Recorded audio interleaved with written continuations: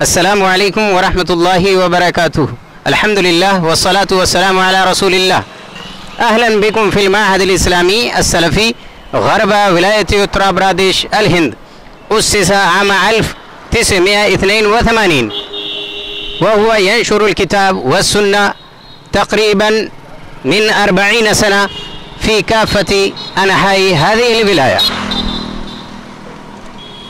माअकुम मोहम्मद हाशिम मोहम्मद यूनुस खर्रीजुल जामिअतिल इस्लामिय्या बिल मदीनतिल मुनव्वरा उस्तादुल माहद इस्लामी अस्सलफ़ी। अदखुलुल आन फिल माहद मिनल बाबिर रईसी। कमा तुशाहिदून हादिही गुरफ़तु हारिसिल बाब व हादिही गुरफ़तुल इंतज़ार। अमामकुम अल मबनल इदारी फ़ीही मकातिब लिउमूर मुख्तलिफ़ा। हा हुआ जामिउल माहद इस्लामी अस्सलफ़ी अश्शामिख़। हाज़ा मबनल फ़ुसूल अद्दिरासिय्या लिल माहद इस्लामी अस्सलफ़ी। हाउलाई तुल्लाबुल फ़स्लिल अव्वल मिनल आलमिया। हाउलाई तुल्लाबुल फ़स्लिल सानी मिनल आलमिया। अस्सलामु अलैकुम वरहमतुल्लाहि वबरकातुह। الآن ندخل في هذا الفصل. هؤلاء طلاب الصف الأول من الثانوية.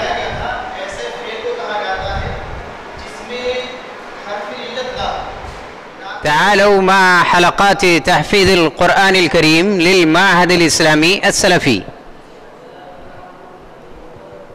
هذا مختبر الحاسوب للمعهد الإسلامي السلفي. هذه مكتبة عامة للمعهد الإسلامي السلفي. هؤلاء طلاب المعهد الإسلامي السلفي وأولئك أعضاء هيئة التدريس.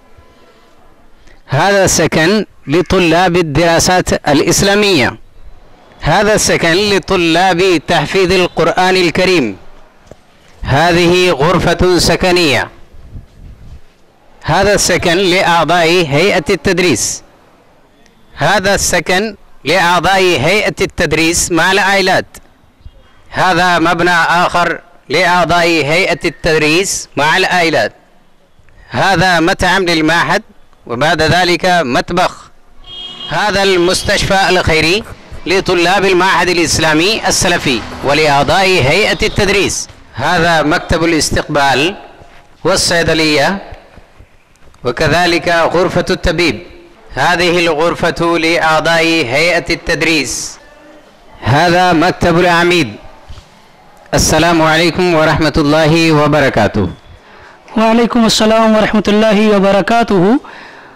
أشكر جميع المشاهدين وأنا عميد هذا المعهد الإسلامي السلفي بمدينة رشا بरेली بولاية उत्तर प्रदेश الهند.